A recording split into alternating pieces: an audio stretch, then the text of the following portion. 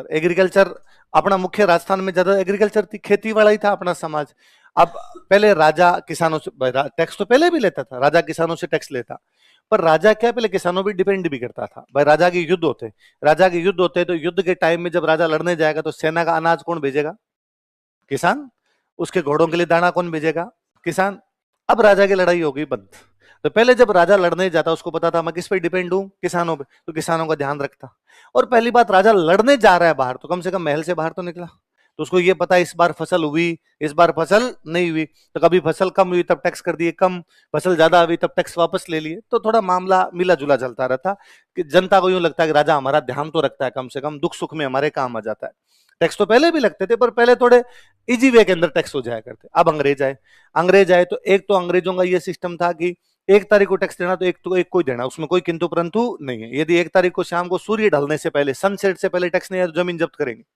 उनके रूल वैसे थे। अपने ऐसा था कि एक को जमा कराना नहीं है, उसने कहा साहब 2 दिन थोड़ी छूट दो, ठीक है यार परसों लेना, अपने वैसा हो जाया करता था। लेकिन अब अंग्रेज इस प्रकार की कोई भी छूट देते नहीं। अब जब अंग्रेज आ गए, लड़ने की जिम्मेदारी अंग्रेजों के पास चली गई, तो क्या अब राजा को अभी भी घोड़ों के लिए दाना चाहिए? नहीं चाहिए। अभी भी क्या उसको सैनिकों के लिए अनाज चाहिए? नहीं चाहिए। तो राजा अब किसानों पर उतना डिपेंड ही नहीं है। दूसरा, राजा अब बाहर नहीं निकलता, ज्यादा बाहर नहीं निकलता, तो कई बार तो उसको पता ही नहीं है कि फसल कब हो रही है कब नहीं हो रही है। जब नहीं पता है तो अब किसानों पे टैक्स क्या होंगे? बढ़ाए जाएंगे। फिर अंग्रेजों ने शुरुआत में ये कहा होगा कि 1 लाख रुपए दे दो, हम आपकी सुरक्षा कर देंगे 1 साल के। राजा ने कहा ठीक है। थोड़े दिनों बाद जब उनको अंग्रेजों को पता चला है तो हम पे डिपेंड हो गया, तो कहा 1.5 लाख दो। इतने तो नहीं है मेरे पास, तो कहा टैक्स बढ़ा दे। तो राजा ने किसानों पर क्या बढ़ा दिए? टैक्स। थोड़े दिनों बाद अंग्रेजों ने कहा बंदूक लानी है, थोड़े रुपए और दो, तो मेरे पास तो नहीं है, तो क्या बढ़ा दे? टैक्स। तो अंग्रेज राजा पे टैक्स बढ़ाते, राजा किस पे बढ़ाता? किसानों। किसान विद्रोह करेंगे बात तो आप देखो, कोटा में किसान विद्रोह में शामिल हो गए, धौलपुर में किसान विद्रोह में शामिल हो गए, भरतपुर में किसान विद्रोह में शामिल हो गए। तो किसान इसलिए नाराज है। दूसरा कौन सा हुआ? उद्योग। उद्योग मतलब फैक्ट्रियां। फैक्ट्रियों में क्या हुआ? अंग्रेजों की कंपनी भारत में रूल करती थी, उसका नाम था ईस्ट इंडिया कंपनी। उसका बेसिक काम ही व्यापार करना था, अपना सामान बेचना था। अंग्रेजों का सामान ज्यादा कब बिकेगा? जब अंग्रेजों का माल भारत में ज्यादा आएगा और इंडिया का माल भारत में क्या होगा? कम। अब जैसे एक सिंपल सा उदाहरण, भारत में किसी टाइम में सबसे अच्छी जो इंडस्ट्री होती है वो थी कपड़ा, है ना। मतलब भारत के कपड़े बाहर बिकने के लिए जाते थे। लेकिन अब आए अंग्रेज, आए अंग्रेजों की कंपनी ईस्ट इंडिया कंपनी। कपड़े किससे बनते हैं? कपास। तो मैं मान लो एक किसान हूँ, कंपनी मेरे पास आई और कंपनी ने मेरे को पूछा कि भाई तू कपास बोता है क्या? मैंने कहा हाँ। कितनी कपास होती है तेरे साल की? मैंने कहा 50 क्विंटल होती है। किस भाव से मार्केट में बेचता है? मैंने कहा 100 रुपए क्विंटल में बेचता हूँ। तो कितने रुपए होते तेरे? मेरे को 5,000 रुपए थे। 5100 पकड़। तो मेरे को 100 रुपए फायदा हो रहा है, तो मैंने किसको बेच दिया? अंग्रेजों कंपनी को बेच दिया। कंपनी वो माल कहां पे लेके जाएगी? अपना ब्रिटेन, और ब्रिटेन में जाके माल बनाएगी। तो क्या जो भारत में कपड़े बनाने वाला है उसको कपास मिलेगी? कंपनी ने थोड़ी ज्यादा रेट में खरीदनी शुरू कर दी तो अपने वालों के लिए यहाँ पे कपास मिली नहीं। पर आप कह सकते हो सर सारी थोड़ी ले गए होंगे, थोड़ी बहुत तो बची होगी। पर यदि मान लो थोड़ी कपास बची है तो डिमांड है ज्यादा, सप्लाई है कम, तो वो महंगी मिलेगी कपास या सस्ती? तो मान लो अपने इंडिया का जो कपड़े बनाने वाला था उसने खरीद ली, महंगी खरीद ली कि देखी जाएगी इस बार तो महंगी खरीद लेता हूं। अब उसने महंगी खरीद के कपड़े बनाएगा तो कपड़े सस्ते होंगे कि महंगे? अच्छा, ब्रिटेन में बल्क में बनेंगे कपड़े, अपने यहाँ एक आदमी बना रहा है, वहां पर कंपनी बहुत पैसे वाली थी, वो बहुत ज्यादा कपड़े बनाएगी। जब चीजें ज्यादा बनेगी तो महंगी होती है कि सस्ती? तो अब अंग्रेजों का माल सस्ता, हमारा माल महंगा। दूसरा, अंग्रेजों की मशीनें आ गई थी तब तक, इसलिए कपड़े किससे बनाने लगे थे? मशीनों। अपने अभी तक हाथों से बन रहा था, सिले भी हाथों से जा रहे थे, बनाए भी हाथों से जा रहे थे, उनके सिले भी वहां मशीनों से जा रहे हैं, बनाए भी मशीनों। मशीन वाले कपड़े की फिनिशिंग अच्छी होगी हाथ वाले की? मशीन वाले की। तो मशीन वाले की फिनिशिंग भी अच्छी, मशीन वाला सस्ता भी पड़ता है, अपने वाले की फिनिशिंग भी अच्छी नहीं, अपने वाला महंगा भी पड़ता है, तो लोग खरीदेंगे क्या? अंग्रेजों वाला खरीदेंगे, अपने वाला नहीं खरीदेंगे, अंग्रेजों वाला। अब यदि मैं मान लो एक भारतीय उद्योगपति हूं, मैंने महंगी कपास लेके बना भी लिया लेकिन माल तो बिका ही नहीं, तो कितने साल तक घाटे में चला लूंगा? 2 साल 3 साल बाद में मेरी फैक्ट्री क्या हो जाएगी? बंद। फैक्ट्री बंद होगी तो मजदूर बेरोजगार। मैं तो पैसे वाला हूं और कोई काम कर लूंगा, पर उस फैक्ट्री में जो मजदूर काम करते हैं वो कहां जाएंगे? वो क्या होंगे? सारे के सारे बेरोजगार होंगे, तो वो सारे खेती की तरफ आएंगे। पहले एक घर में 4 भाई थे, 2 भाई खेत में काम करते, 2 भाई फैक्ट्री के अंदर जाते। फैक्ट्री बंद होगी तब चारों के चारों भाई किस में आ गए? खेत में। तो खेत की इनकम तो बंट गई 4 में। एक अनार 100 बीमार। अपना राजस्थान की लोकेशन बड़ी शानदार थी। जब भारत में दिल्ली राजधानी हुआ करती, तब मान लो दिल्ली से किसी को अफगानिस्तान जाना है, दिल्ली से कहां जाना है? दिल्ली से किसी को सिंध जाना है, दिल्ली को किसी से सेंट्रल एशिया, सेंट्रल एशिया की तरफ जाना है, ये सारा रूट राजस्थान से होके जाएगा। दिल्ली से कहीं भी इधर जाओगे तो रास्ते सारे के सारे कहां से जाएंगे? दिल्ली से अफगानिस्तान जाना है, राजस्थान होके जाते, दिल्ली से आपको सिंध जाना है, राजस्थान होके जाते, दिल्ली से आपको सेंट्रल एशिया जाना है तो कहां से होके जाते? राजस्थान। तो राजस्थान वालों ने बड़ा जोरदार दिमाग लगाना शुरू कर दिया। जैसे मान लो अपने जैसलमेर है, अब दिल्ली वाले को अपना सामान भेजना है सिंध, कहां भेजना है? सिंध। बीच में क्या पड़ रहा है? अपना जैसलमेर। अब दिल्ली का एक व्यापारी अपना सामान कहां भेज रहा है? सिंध। तो जैसलमेर वाले ने इस दिल्ली के व्यापारी को कहा, जैसलमेर के राजा ने इस दिल्ली के व्यापारी को कहा कि अब उस समय क्या, जब व्यापार होता तो लूटपाट होती कि भाई जब सामान लेके जाओगे तो कोई लूटपाट, डाकू वाकू भी तो आ सकते हैं बीच में। तो जैसलमेर के राजा ने कहा कि तू मेरे को टैक्स दे दे सुरक्षा में। उसको लगा ठीक है ना यार, मेरे डेली डर रहता है कि कोई लूट लेगा, कोई लूट लेगा, मैं इसको टैक्स दे देता हूं, ये मेरे को क्या दे देगा? सिक्योरिटी। तब राजा ने टैक्स लेना शुरू कर दिया, किस बात का? सिक्योरिटी। किस बात का? सिक्योरिटी। तो राजा को तो यहाँ पे टैक्स मिल रहा है। अच्छा, यहाँ जैसलमेर में एक सेठ जी बैठे हैं, उन सेठ जी ने दिल्ली वाले सेठ जी, सिंध वाले सेठ जी से दोनों से बातचीत की, यार दिल्ली से सिंध दूर नहीं पड़ता है क्या? तो उन्होंने कहा यार पड़ता है। तो उन्होंने कहा दिल्ली का माल मेरे तक पहुंचा दो, मैं सिंध भेज दूंगा, और सिंध का माल मेरे तक पहुंचा दो, मैं दिल्ली भेज दूंगा। तो तू क्या लेगा? कमीशन, थोड़ा बहुत कमीशन मेरे को दे दो। तो सेठ जी को क्या मिलने लग गया? कमीशन। राजा को क्या मिल रहा है? टैक्स, सिक्योरिटी का। सेठ को क्या मिल रहा है? कमीशन। अब सेठ ने सिंध का माल लिया, सिंध मतलब पाकिस्तान, सिंध का माल लिया जैसलमेर, और वो कहां पर भेजेगा? दिल्ली। तो भेजने के लिए ऊंट गाड़ी चाहिए, बैलगाड़ी चाहिए। तो जैसलमेर में ऊंट गाड़ी वाला था, उसको कहा भाई तू लेके जा सामान। अब सामान उठाने के लिए भी 4 लोग चाहिए, तो 4 मजदूर भी जैसलमेर के बुलाए, यार ये 4 सामान चढ़ाओ। देखे, मजदूरों को मजदूरी मिली, ऊंट गाड़ी वाले को मजदूरी मिली, सेठ को कमीशन मिला, राजा को टैक्स मिला, पूरी इकोनॉमी बिल्ड कर ली। आपके पास कुछ ही नहीं है, आप बिचौली हो, दलाल हो, इधर से इधर, उसके बावजूद आप कमाई कर रहे हो। और ऐसा अपने सब जगह था, अपने सब जगह इस प्रकार का। तो आप देख लो कि उसमें अफगानिस्तान से जो रूट आते थे, मैं आपको 3-4 रूट बताता हूं। अफगानिस्तान से अपने जो सामान आ रहा है, तो अफगानिस्तान से पाकिस्तान आते हो, कहां पर आते? पाकिस्तान। पाकिस्तान में कभी एक जगह का नाम सुना आपने? मुल्तान, है ना? मुल्तान।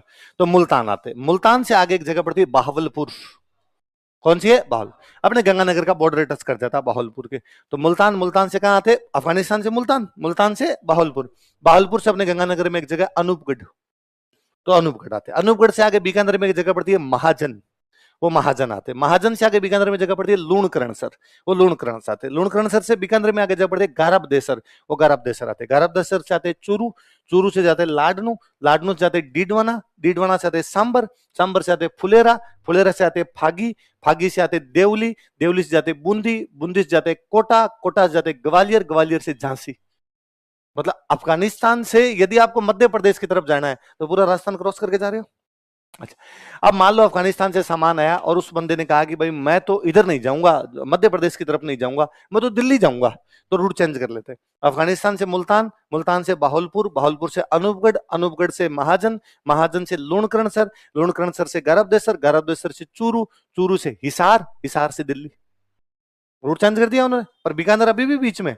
अच्छा, कोई कहता कि मैं तो अफगानिस्तान से इधर जाऊंगा भाई साहब, जैसलमेर की तरफ जाऊंगा, वापस उसी रूट से लाते उसको। मुल्तान, मुल्तान से बहावलपुर, बहावलपुर से अनूपगढ़, अनूपगढ़ से महाजन, महाजन से लूणकरणसर, लूणकरणसर से बीकानेर, बीकानेर से फलोदी, फलोदी से जैसलमेर, जैसलमेर से सिंध, या फलोदी से जोधपुर, जोधपुर से जैसलमेर सिंध, उधर निकाल दिया करते। अच्छा, कोई बंदा कहता मैं तो पंजाब जाऊंगा, मैं तो इधर जाऊंगा नहीं, रूट चेंज कर दे उसका। मुल्तान, मुल्तान से बहावलपुर, बहावलपुर से अनूपगढ़, अनूपगढ़ से उधर अबोर, अबोर से फजिल्का, उधर पंजाब भेज दे। मतलब सारे रूट बीकानेर से होके निकलेंगे। आप बीकानेर को बाईपास नहीं कर सकते यदि अफगानिस्तान से आपको सामान लेना है, इसलिए हर पंजाबी गाने में बीकानेर है। पंजाब का सामान बीकानेर होके जाता है, इसलिए पंजाबियों के बीकानेर हर गाने के अंदर है। मैं कुर्ता से माया अबोर तो तू सरारे समाये बीकानेर तो कड्डे बीकानेर वाली चुन्नी उते फुलकारी कड्डी में नगनी मंगाई में बीकानेर। तो हर चीज बीकानेर से क्यों मंगा रहे हो आप? क्योंकि रूट है बीकानेर से, उस ट्रेड रूट के बिना आपकी पार नहीं पड़ेगी। और अपने सारे बहुत छोटे छोटे, आप तो झुंझुनू सीकर के किसी भी शहर का नाम लीजिए, मंडावा, चिड़ावा, डूंडलोद, नवलगढ़, पिलानी, सरदार से, रतनगढ़, राजगढ़, इधर अपने इधर जाओ तो इसमें मालपुरा, ये फागी, ये सांभर, पाली, सोजत, मालपुरा, ये सॉरी आपके फालना, इधर आप चले जाओ अगर नागौर में नावा, डीडवाना, कुचामन, सांबर, फलोदी, सारे के सारे ट्रेड सेंटर है। सब के सब छोटे छोटे छोटे छोटे सब सेठ बैठे हैं और सेठ यहां पर बिजनेस कर रहे हैं, दोनों तरफ से माल को इधर से उधर भेज रहे हैं, सिक्योरिटी दे रहे हैं, पूरी इकोनॉमी डेवलप कर रखी। कारण कि भारत का पूरा व्यापार स्थल मार्ग से होता है। कौन से मार्ग से होता है? लैंड रूट, पैदल पैदल पैदल पैदल जाएंगे तो सब चीजें चाहिए, ऊंट गाड़ियां भी चाहिए, बैलगाड़ियां भी चाहिए, सिक्योरिटी भी चाहिए, सेठ भी चाहिए, दलाल भी चाहिए, सारे के सारे। कारण कि भारत में लोग ये कहते थे कि जल मार्ग से यात्रा नहीं करनी चाहिए, जो जल मार्ग से जाता है उसका धर्म भ्रष्ट हो जाता है, जो जल मार्ग से जाता है उसका धर्म भ्रष्ट। कारण कि पानी वाले जहाज में जब कहीं व्यापार करने के लिए जाते हैं ना, तो 6-6 महीने तक पानी के जहाज पे रहना पड़ता, और पानी के जहाज पे खाओगे क्या? फिर वो मछलियां वो खानी पड़ती, अपने लोग ताकि यार ये तो खाना सही नहीं है, ये खाने से धर्म क्या हो जाता है? भ्रष्ट। इसलिए पानी वाले से जाते ही नहीं। अंग्रेजों का तो भ्रष्ट ही था पहले से। तो अंग्रेजों ने कुछ ही नहीं किया, एक बंदरगाह बनाया बॉम्बे। कौन सा बनाया? राजस्थान बर्बाद हो गया, क्योंकि जैसे ही बॉम्बे बंदरगाह बना, अब बॉम्बे से पानी से सामान कहीं भेज दो, बॉम्बे से अरब सागर होते हुए सेंट्रल एशिया भेजो, उधर से आप सिंध भेजो, तो सारा का सारा उन्होंने कहां से भेजना शुरू कर दिया? बॉम्बे बंदरगाह से। बॉम्बे बंदरगाह बनते ही राजस्थान का व्यापार ठप। जब राजस्थान का व्यापार ठप हुआ तो अंग्रेजों ने एक बात पे बड़ा दिमाग लगाया। अंग्रेजों ने कहा इतने वर्षों तक भारत का व्यापार कंट्रोल कौन कर रहे थे? राजस्थान के व्यापारी। तो उन्होंने राजस्थान के, अब अंग्रेजों को भी तो व्यापारी तो चाहिए ना काम करने के लिए। बॉम्बे में कोई तो सामान खरीदेगा, कोई तो बेचेगा, दुकानें किसकी होगी? दुकानें तो अपनी होगी, कितने अंग्रेज आएंगे? तो अंग्रेजों ने राजस्थान के व्यापारियों को कहा कि तुम बॉम्बे में दुकान खोल लो, तुम कलकत्ता दुकान खोल लो, तुम मद्रास दुकान खोलो, क्योंकि तुम्हें बिजनेस तो करना आता है। यहां तो दुकान बंद होगी, वहां दुकान खोल लो। तो मान लो अपने कोई सेठ था कुचामन, कुचामन नागौर में जगह, मान लो कुचामन में अपने एक सेठ जी है। अंग्रेजों ने कहा कि सेठ जी आप तो दुकान बॉम्बे खोलो, कलकत्ता खोलो, मद्रास खोलो, हुबली खोलो, बेंगलोर खोलो, विशाखापट्टनम, जहां जहां हमारे अंग्रेजों के सेंटर है वहां दुकान खोल लो। तो सेठ जी ने कहा भाई बात तो तुम्हारी सच्ची है, पर ये जो दुकान है ना, ये तो 7 पीढ़ियों से मेरे बाप दादा चलाते हैं, इसलिए यहाँ का जो राजा है ये मेरे को सिक्योरिटी दे देता है। मैं तुम्हारे दुकान खोलूं, कल को लूटपाट हो जाए नई जगह तो अंग्रेजों ने कहा सिक्योरिटी की गारंटी हमारी, तुम्हारा बाल भी बंका हो जाएगा तो रुपए हम भरेंगे। उसने कहा ठीक है। तो उसने वापस कहा कि भाई ये दुकान तो मेरे पिताजी की है, तो मेरे को इसमें कुछ भी इन्वेस्टमेंट करना नहीं पड़ा, पर मैं जब बॉम्बे दुकान खोलूंगा तो नई दुकान का किराया, नया सामान लेके आऊंगा, रुपए कहां से लाऊंगा इतने? तो अंग्रेजों का लोन दे देंगे, बैंक आ गए थे अंग्रेजों के कि हम लोन देंगे, तू वहां जाके कर ले। तो उसने कहा यहां पर तो ये जो फलान जी है ना, 2 घर छोड़ के पड़ोसी, इनके ऊंट है, तो ये ऊंट गाड़ी पे मेरा सामान ले जाते हैं, वहां बॉम्बे में ऊंट गाड़ा कहां से लाऊंगा? अंग्रेजों का रेलगाड़ी। अंग्रेज रेल लाने लग गए थे, तो हम रेलगाड़ी देंगे तेरे को, मोटर देंगे, इनमें सामान लेके आना। फाइनली अपने वाले लास्ट में कहा कि नया काम करूं डूब गया तो अपने डर तो ये होता ना, आरएस की तारीख सिलेक्शन नहीं हुआ तो वाली डर ज्यादा है ना। तो अंग्रेजों ने कहा इंश्योरेंस, यदि तेरा सामान डूब भी गया तो हम तेरे को इंश्योर करते हैं कि हम तेरा वो वापस दिलवा देंगे, बीमा कंपनी से इंश्योरेंस करवा देंगे। अब उस व्यक्ति कहा गया तेरे को लोन भी देंगे, इंश्योरेंस भी देंगे, सिक्योरिटी भी देंगे, ट्रांसपोर्टेशन भी देंगे। तो कुछ अमन वाले सेठ जी कहां चले गए? बॉम्बे। तो राजस्थान का व्यापार वाणिज्य ठप हो गया, हमारे सारे सेठ बाहर चले गए। और सेठ अपने इतने बाहर गए, इतने बाहर गए कि अपने कहावत बन गई कि जहां ना पहुंचे बैलगाड़ी वहां पहुंच गए मारवाड़ी, जहां ना पहुंचे बैलगाड़ी वहां पहुंच गए। मैं ना अभी 2022 की बात है, मैं बनारस एक कार्यक्रम में गया हुआ था, सेठों का एक कार्यक्रम था, मारवाड़ी जो सेठ दुनिया में जहां जहां रहते हैं उनका एक कार्यक्रम था। मुझे वहां को राजस्थानी भाषा पर बोलने के लिए बुलाया हुआ, और बड़ा कार्यक्रम, मतलब यूं भयंकर पैसे वाले लोग, अथाह पैसे वाले लोग वहां मारवाड़ी आए हुए। तो हम इसमें थे कि यार इतने बड़े कार्यक्रम में अपने को बुलाया, यार 5 मिनट भी यदि बोलने का मौका मिलेगा तो अच्छी बात है, बड़ा स्टेज है, इतने सारे लोगों को पता चलेगा कि यार हम क्या कर रहे हैं क्या नहीं कर रहे हैं। हम गए तो वहां जिसके थ्रू हम गए थे उसने ले जाके मिलाया कि भाई ये वो आ गए राजस्थान से और इनको बोलने का मौका दिया जाए। तो उन्होंने स्ट्रिक्टली बैन किया, हमें कहा 5 मिनट ही बोलना हमारे कार्यक्रम में, और बोलने वाले को फलाने मंत्री जी आएंगे, इंडोनेशिया वाले सेठ जी बोलेंगे, नेपाल वाले बोलेंगे, मालदीव वाले बोलेंगे, सिंगापुर वाले बोलेंगे, इसलिए आप 5 मिनट। तो अपने तैयार करके गए थे, सुबह शाम तक यही तो पंचायती करते हैं। तो मैंने कहा मैं तो मेरी बात 4:30 में खत्म कर दूंगा, है ना, आप तो स्टेज दो एक बार। तो उन्होंने स्टेज दिया, माइक दिया, अपने 5 मिनट जो जो सोच के गए थे धड़ाधड़ धड़ाधड़ बातें बोली।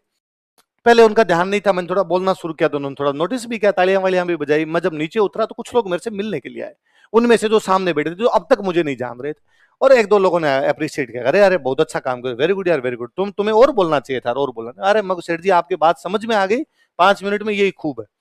तो एक सेठ जी ने मेरे को उनमें से पूछा कि कहाँ क्यों यार, तुम जो अभी बोल रहे थे तो मुझे बड़ा अपनापन फील हो रहा था कि यार तुम मेरे गांव के आसपास के हो। तो मैं सेठ जी मैं तो बीकानेर का हूँ, आप कहाँ से हो? तो उन्होंने कहा मैं कुचामन से हूँ। मैं सेठ जी बीकानेर नागौर टच करते हैं, भाषा अपनी लगभग एक जैसी है बोलने में, तो आपको थोड़ा फील हुआ होगा कि यार मेरे गाँव के आसपास का बोल रहा है। सेठ जी अभी आप कहाँ बिराजते हो? तो उनका अभी तो मैं गुवाहाटी रहता हूँ, असम में गुवाहाटी है, गुवाहाटी रहता हूँ।